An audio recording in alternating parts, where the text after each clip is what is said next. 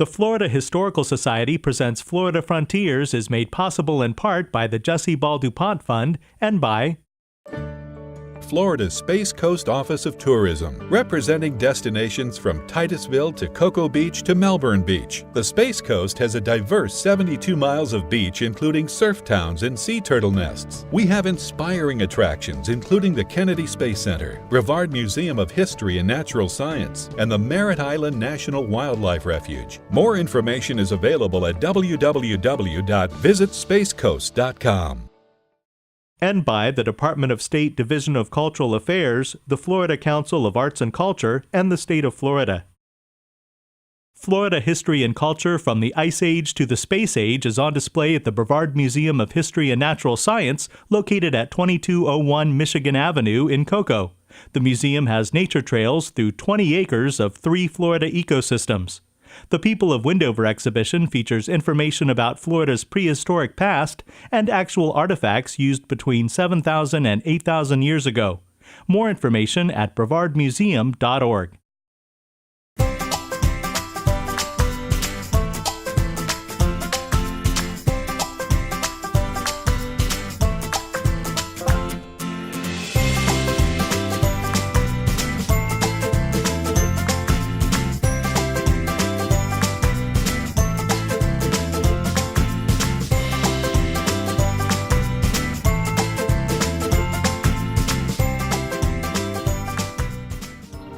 I chose to isolate myself, and I used my work as a refuge.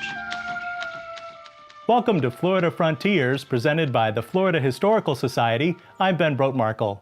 As depicted in the 1983 film Cross Creek starring Mary Steenburgen, this front porch in Alachua County is where Marjorie Kinnan Rawlings wrote her much-loved work, including The Yearling. That book was the best-selling novel of 1938 and won the Pulitzer Prize. While Marjorie Kinnan Rawlings wrote some of the most popular books about Floridians, she was not originally from the Sunshine State herself. She was born in Washington, D.C. In 1896, and she lived in there for 17 years. She graduated from high school in D.C., and then her mother moved her and her younger brother, Arthur, he was 4 years younger, to Madison, Wisconsin, and she got her degree there at the University of Wisconsin. Her father died while she was still in high school, so her mother and her younger brother, Arthur, moved to Madison, Wisconsin with her when she went to college. Can you imagine your parent moving with you? But they were a family and they stayed together, and so they lived in Madison, Wisconsin while Marjorie was attending college there. And while she was at the University of Wisconsin, she met her first husband, Charles Rawlings.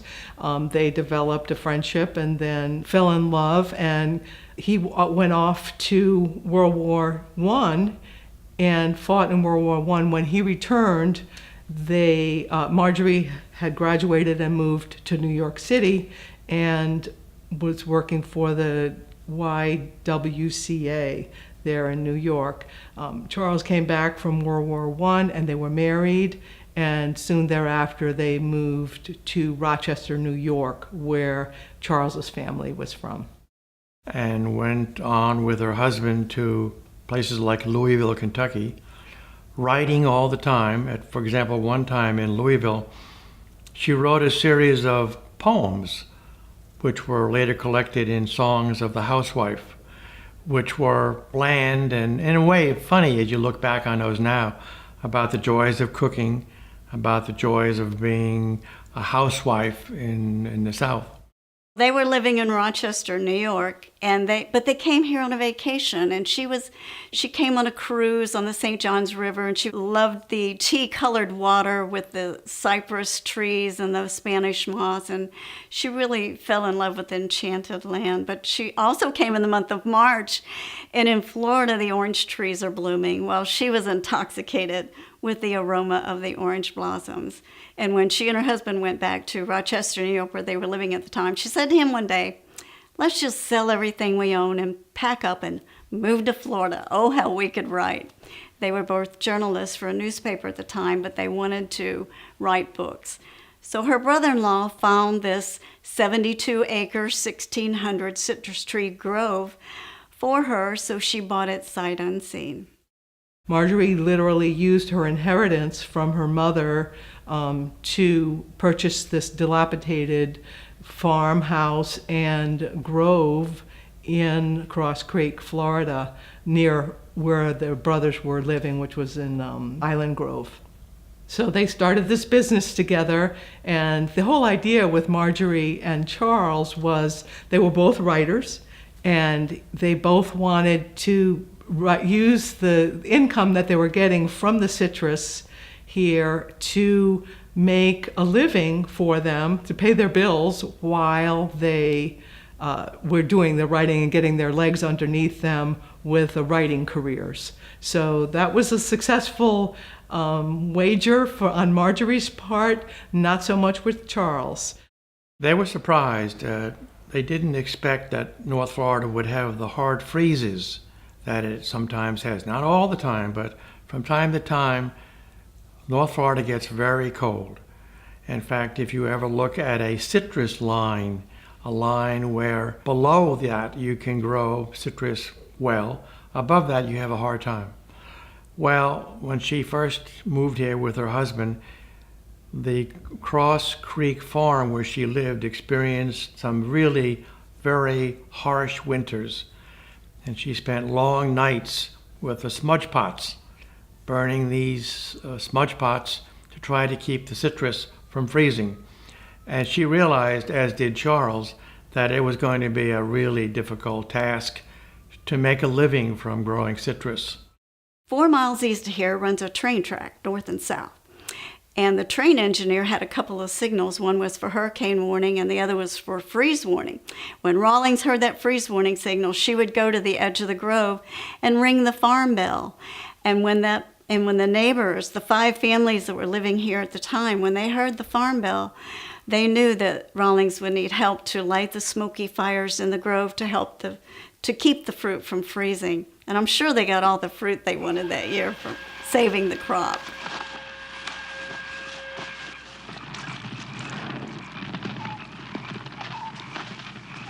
We'll beat it. I worked all year nursing those oranges. I ain't gonna let it freeze happen. Don't you worry.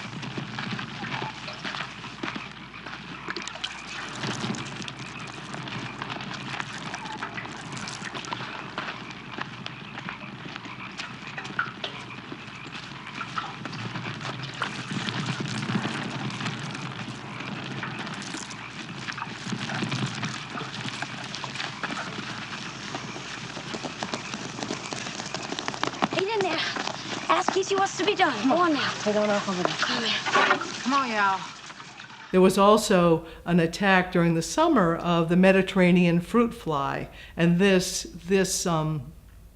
phenomenon is well documented in some of the letters that she wrote to her friend Ethel Beebe in 1929, describing the perils of growing citrus. And so it wasn't necessarily a sure thing. It wasn't a wonderful source of income where they could just sit back and let the fruit make their money for them. It was a lot more work than Marjorie thought. That was very sobering for revelation to Charles Rawlings as well. So that caused a lot of strain in their marriage. Little by little, she discovered the people who lived around her in Island Grove, in Cross Creek, in Gainesville, in the Big Scrub. And she began to go out with the people. And when she would write letters to her editor, Maxwell Perkins, trying to get a novel about England, and a Gothic novel about medieval England published, she would, as an aside, write about the people she had come to love and know very well. And Perkins realized that there was a gold mine in the stories of these people that most Americans were not aware of, the backwoods people of north central Florida, and what a rich life they lived in conjunction with living with the environment.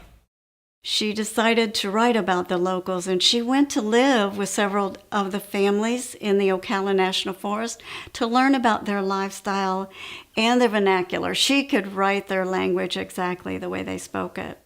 In early 1930, she published a story in Scribner's Magazine which caught the attention of Maxwell Perkins, the famous editor of many of the prominent 20th century American writers, including Ernest Hemingway, F. Scott Fitzgerald, Thomas Wolfe, etc. I could go on. He was a publishing tour de force in New York out of Charles Scribner's son's publishing house.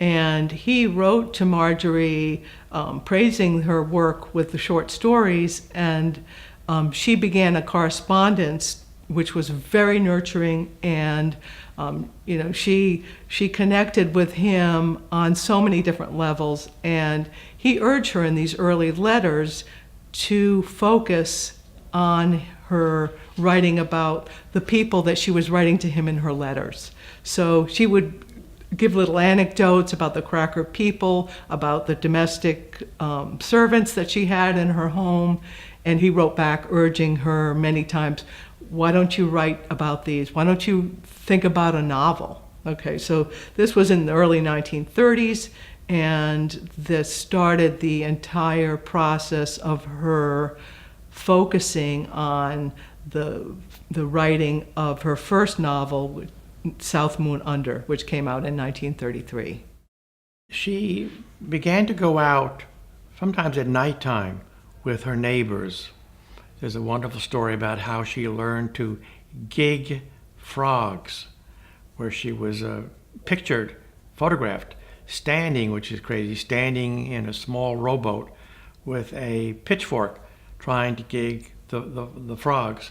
And she would go out into the wilderness, sometimes spending the nights with her friends out, I guess, camping in the scrub area, and got to know how wild it was out there, how there were really some tough animals out there, not only hogs, but also an occasional bear. And she collected the stories of the Phidia family, for example, and they were full of anecdotes about getting a living from arresting a living from this difficult scrub area. So she wrote a novel about called South Moon Under, about the different phases of the moon and how the neighbors, the hunters, the fishermen would go out at nighttime, because that was the best time for fishing in many cases. And depending on the phase of the moon, they would catch different fish. They would hunt for different animals. It's a lot about moonshining. Actually, Rawlings ran a moonshine still for several days to learn all about shining. And it's one of my favorite books out of all her books. South Moon Under rates right up there. She did win the Book of the Month Club award with that one also. In addition to writing about moonshine, Rawlings enjoyed drinking it as well. She sure did. In fact, she converted one of her closets in the living room, the upper half of it, into a liquor cabinet because she liked to entertain and serve moonshine. So she was known to keep her firewood on the bottom and her fire water on the top. Following the widespread success of her first novel, South Moon Under, Marjorie Kinnan Rawlings became an active member of the Florida Historical Society. Ben DiBiase is Director of Educational Resources for the Florida Historical Society and archivist at the Library of Florida History in Cocoa. Ben, you have here some unique documents and artifacts that really help to tell the story of Marjorie Kinnan Rawlings. Yeah, that's right, Ben. Rawlings was involved with the Florida Historical Society for a number of years prior to the publication of many of her more famous works. And a lot of that relationship is evidenced through documents held in the Florida Historical Society's library. What we're looking at here are original letters between Marjorie Kinnan Rawlings and the librarian for the Society during the 1930s and early 1940s. And she was writing to the Society asking for research material. She was providing information to the Society about research that she had gathered during her time living in north central Florida. So a lot of these letters kind of help to tell the story of how she began creating these characters and began creating this environment that eventually would become part of her novels. Now you have here a really fascinating document that actually helped Rawlings to add detail to her work. Yeah, that's right. This is an incredible find. It's actually a daily work log or a journal for a farmer who lived in north central Florida, what is actually now part of the Ocala National Forest. In fact, if we take a look at this map here from 1938, we can see the area where Marjorie Kinnan Rawlings found this journal. Now, she picked this up in the early 1930s while on a fishing trip to Lake Kerr. The plantation home was falling apart. She happened to walk inside. She found this journal and she took it with her. But the journal is just an incredible resource that probably would have been lost had she not picked it up that day. But it gives a daily work log for everything that was happening on a small subsistence farm in this part of Florida between 1853 till the early 1870s. And when you read a lot of her books, specifically the Yearling, the Baxter family story fits in very close to this journal, this Williamson journal. South Moon Under from 1933 was a very successful novel. A couple of years later, Rawlings wrote Golden Apples in 1935, which was her least popular book. But a few years later, she wrote her best-loved work, which was The Yearling in 1938. Now, you have here copies of all three of these, first edition copies. That's right. These are all first edition copies of her books, including, as you just mentioned, The Yearling, which is probably by far the most popular book. What's interesting and unique about these particular books is that inside of each volume, when she donated a copy to the library, she wrote a synopsis of all of her stories. These are in her own hand, in her own handwriting, signed by Marjorie Kinnan Rawlings, and it really ties in some of the historical aspects of her stories. She always wanted to maintain some historical fact along with the novelized characters that she was depicting. So within each of her books, she wrote a brief synopsis and then signed Marjorie Kinnan Rawlings at the end. These documents and artifacts are at the Library of Florida History in Cocoa. There's even more in the special collections at the George A. Smathers Library at the University of Florida. The special collection of Marjorie Kinnan Rawlings material is housed in an annex to the George A. Smathers Library that does not allow potentially damaging sunlight to enter. A dedicated air conditioning and ventilation system maintains a constant cool temperature between 60 and 65 degrees Fahrenheit at 30 to 35% humidity. Among the many letters, personal papers, photographs, and recordings in the collection is the original typewritten manuscript of Rawlings' Pulitzer Prize-winning novel, The Yearling. You can see the accidental cigarette burn that the author left on the first page of text. Once Maxwell Perkins planted that seed and she got golden apples off of her chest, as it were, the Yearling literally flowed out of her. She wrote quickly, she wrote productively, she agonized over it in some fashions as far as she was concerned, but 1937, The Yearling was produced, and immediately it was a great hit. So Maxwell Perkins knew what he was talking about, encouraging her to do this, and it literally is her most successful work. There's always a question about whether the book was a coming-of-age story, whether it was, in fact, to be about a young girl rather than a boy. But she discovered that there was a kernel of truth in what she wrote about, and that this young boy had a yearling, had a deer, and that helped him become much more mature as he had to cope with the difficult problem of when he has an animal for a pet that eats the stored grain that the family was relying on for getting through the winter. And then when his father says that the boy has to shoot the deer, it really is a difficult point, very sad point in the novel, and then he runs away, in fact. Gotta go away, Flag. Gotta go away, never come back. You're grown up now. Gotta go out, find yourself a dough. Can't all live together like a plan. You've been bad, without meaning to be. You can make out by yourself, can't you? You'll be all right. You're smart. Besides, I don't care for you no more. You ain't cute like you used to be when you was little. That's right. You can go now. Ain't nobody got any use for you around here anymore. Go on, you hear me? You go. There ain't nothing more I can do to save you. Go on. You gotta get killed, you say, around here. Get out of before I can shoot you. And don't you never go back. Don't you never.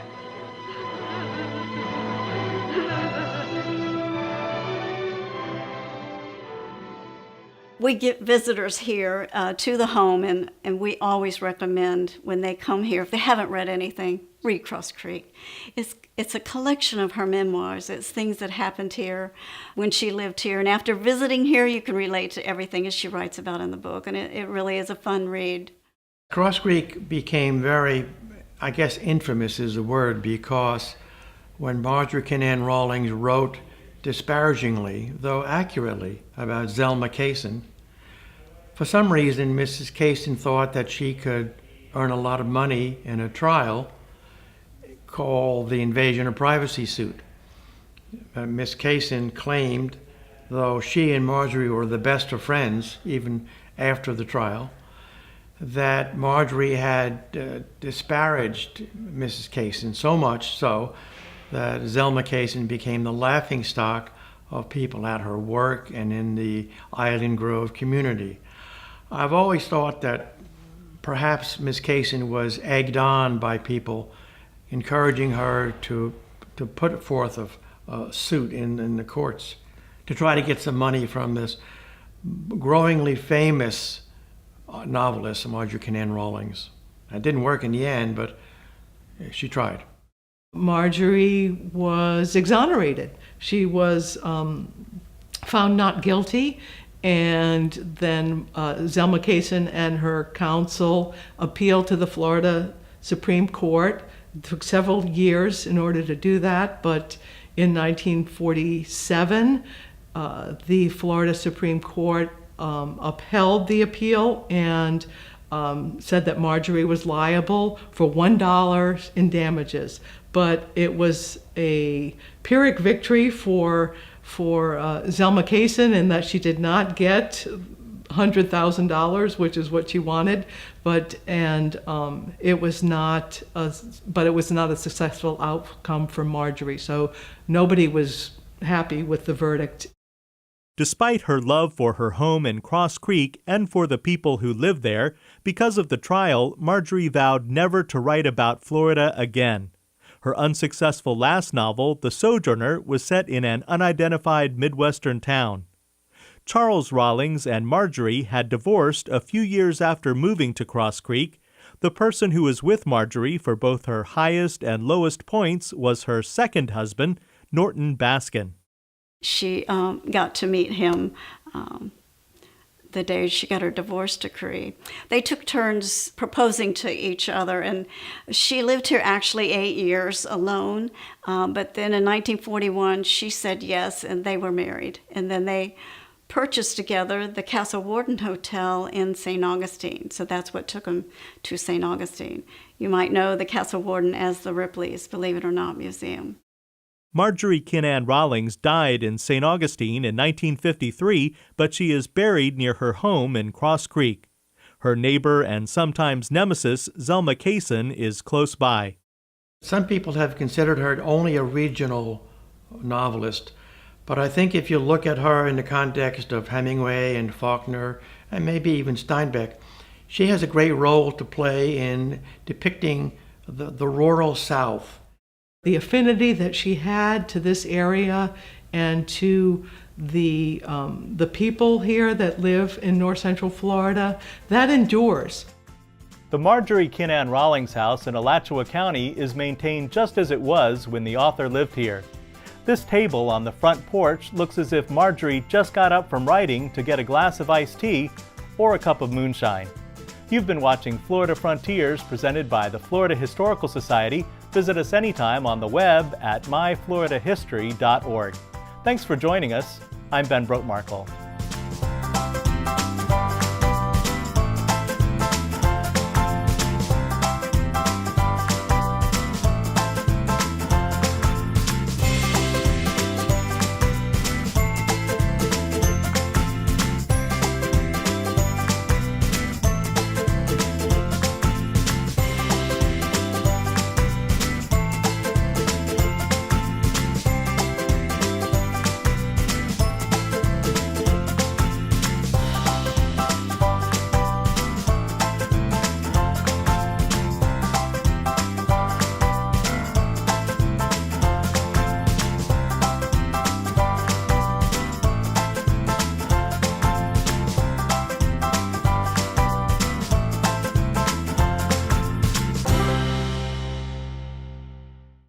The Florida Historical Society presents Florida Frontiers is made possible in part by the Jessie Ball DuPont Fund and by Florida's Space Coast Office of Tourism, representing destinations from Titusville to Cocoa Beach to Melbourne Beach. The Space Coast has a diverse 72 miles of beach, including surf towns and sea turtle nests. We have inspiring attractions, including the Kennedy Space Center, Brevard Museum of History and Natural Science, and the Merritt Island National Wildlife Refuge. More information is available at www.visitspacecoast.com.